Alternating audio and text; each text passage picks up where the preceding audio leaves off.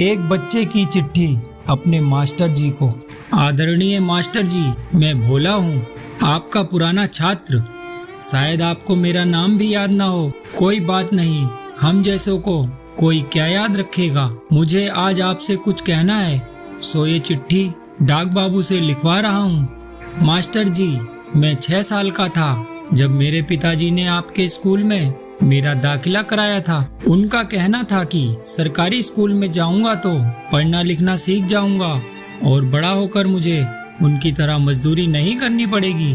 तो वक्त की रोटी के लिए तपते शरीर में भी दिन रात काम नहीं करना पड़ेगा। अगर मैं पढ़ लिख जाऊंगा तो इतना काम पाऊंगा कि मेरे बच्चे कभी भूखे पेट नहीं सोएंगे। पिताजी ने कुछ ज्यादा तो नहीं सोचा था मास्टर जी, कोई गाड़ी बंगले का सपना तो नहीं देखा था। वे तो बस इतना चाहते थे कि उनका बेटा पढ़ लिख कर बस इतना कमा ले कि अपना और अपने परिवार का पेट भर सके और उसे उस दरिद्रता का सामना न करना पड़े जो उन्होंने आजीवन देखी। पर पता है मास्टर जी, मैंने उनका सपना तोड़ दिया। आज मैं भी उनकी तरह मजदूरी करता हूँ। मेरे भी बच्चे कई कई दिन बिना खाए सो जाते हैं।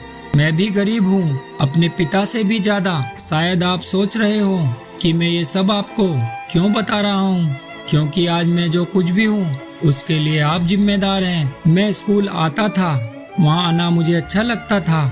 सोचता था खूब मन लगाकर पढ़ूंगा, क्योंकि कहीं ना कहीं ये बात मेरे मन में बैठ गई थी कि पढ़ लिख लिया तो जीवन संवर जाएगा। इसलिए मैं पढ़ना चाहता था, लेकिन जब मैं स्कूल जाता तो वहाँ पढ़ाई ही नहीं होती।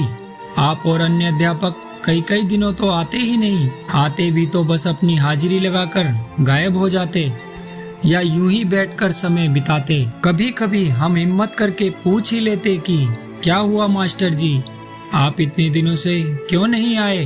तो आप कहते कुछ जरूरी काम था। आज मैं आपसे पूछता हूँ, क्या आपका वो काम हम गरीब बच्चों की शिक्षा से भी जरूरी था? आपने हमें क्यों नहीं पढ़ाया मास्टर जी? क्यों आपसे पढ़ने वाला मजदूर का बेटा एक मजदूर ही रह गया? क्यों आप पढ़े लिखे लोगों ने मुझे अनपढ़ को अनपढ़ ही बनाए रखा? क्या आज आप मुझे वो शिक्षा दे सकते हैं जिसका मैं अधिकारी था? क्या आज आप मेरा वो बचपन, वो समय लौटा सकते हैं? नहीं लौटा सकते ना, तो छीना क्यों?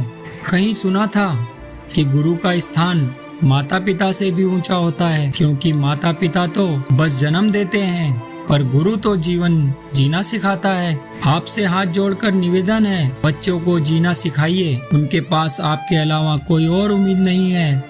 उस उम्मीद को मत तोड़िए। आपके हाथ में सैकड़ों बच्चों का भविष्य है, उसे अंधकार में मत डुबाइए। आपके हाथ में सैकड़ों बच्चों का भविष्य है, उसे अंधकार में मत डुबाइए। पढ़ाइए, रोज पढ़ाइए। बस इतना ही कहना चाहता हूँ। क्षमा कीजिएगा, भोला। दोस्तों, आपको ये कहानी कैसी लगी?